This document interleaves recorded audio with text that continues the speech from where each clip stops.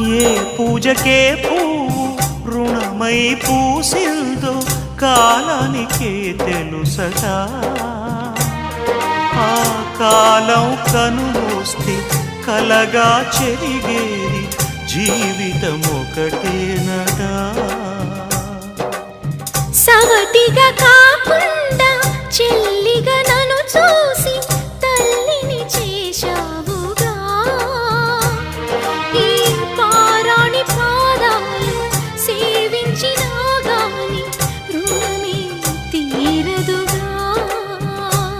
ఇది కలకాలమై ఉండగా